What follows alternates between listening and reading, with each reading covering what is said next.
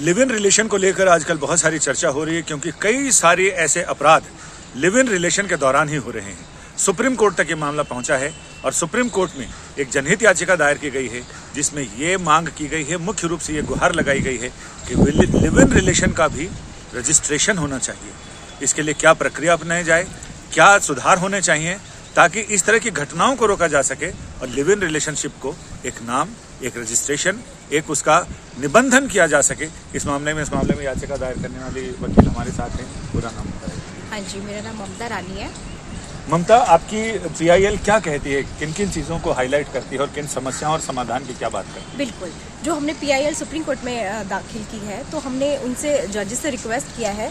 उसमें हम ये चाह रहे हैं कि हम इसको एक प्रॉपर रजिस्ट्रेशन होना चाहिए।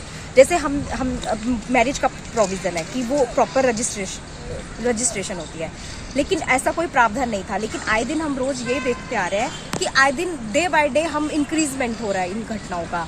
हम रोज पेपर उठाते हैं, यही न्यूज़ आती है। और मेरा जब दिमाग की आफ्ताब वाली घटना हुई तो उसने मेरे को एक्चुअली पर्सनल लेवल पर झकझोर दिया था कि एक्चुअली क्या होता है कि जो बच्चे हैं पढ़ाई के लिए बाहर जाते हैं, एक्चुअली उनके रियल पेरेंट्स को भी नहीं पता होता कि वो किसके साथ रह रहे हैं। तो मेरा मानना ये है कि एटलीस्ट बच्चों का, जैसे हम ये कहते हैं कि बच्चे को जब हम हॉस्टल में दाखिल कराना जाते हैं या स्कूल में जाते हैं तो एक प्रॉपर उसका रजिस्ट्रेशन होता है, ठीक है। तो हमें बच्चे का पता होता है कि हाँ, उस वहाँ पर भी पता होता है कि बच्चे का पीछे पास्ट क्या रहा है। तो ऐसे ही हम इसमें भी चाह रहे हैं कि एटलीस्ट रजिस्ट्रेशन के थ्रू वो साथ रहे।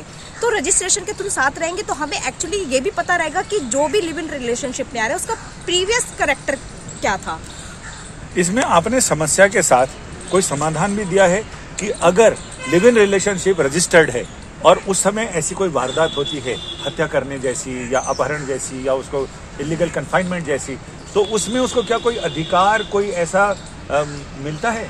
देखिए, ये तो हमने गाइडलाइंस पर छोड़ा है। जो हम कह रहे हैं कि आप सरकार को नोटिस जारी कीजिए और उसमें फिर सरकारें सामने आए और उसमें एक जनहित में हमें गाइडलाइंस दे, जो कि अभी तक हमारे पास जजमेंट्स तो हैं, लेकिन सुप्रीम कोर्ट ने ही इस पे काम किया है। उसने अपनी जजमेंट्स में सहारा लेकर थोड़ी बहुत जो गाइडलाइंस है वो प्रोवाइड कराई हैं, लेकिन एक प्रॉपर गाइडलाइंस की इसमें बेहद ज़रूरत है। तो हमने ये कहा कि सरकारें खुद सामने आए और उसमें वो प्रॉपर एक प्रॉपर रजिस्ट्रेशन होना चाहिए। एक नॉमिनल सा रजिस्ट्रेशन तो एटलीस्ट होना ही चाहिए। आपकी याचिका में हमने देखा कि आपने राजस्थान का एक मामला, उसका हवाला दिया है। हाँ, पुलिस ने अपने गुहार का आधार बनाया है कि पुलिस ने खुद ही बोला कि ऐसी कोई व्यवस्था होनी चाहिए। बिल्कुल होनी चाहिए, क्योंकि डे बाय डे वो भी देख रहे हैं ना कि रोज समस्याएं आ रही है। और बल्कि ये तो न्यूज में आ रही है, लेकिन क्या होता है कि इन बिटवीन जो है कपल्स आपस में रहकर भी, डिस्प्यूट होकर भी उनके साथ, लड़कियों के साथ मेंटली हरासमेंट होता है, तो वो हमें पता भी नहीं चलता है। तो एटलीस्ट हमें ये तो पता होगा जब रजिस्ट्रेशन होगा कि कौन किसके साथ रह रहा है। अभी तक तो हमें पता ही नहीं चलता सोसाइटी का कौन सा पार्ट। और दूसरा, एक आंकड़ा भी आएगा। सबसे बड़ी बात है,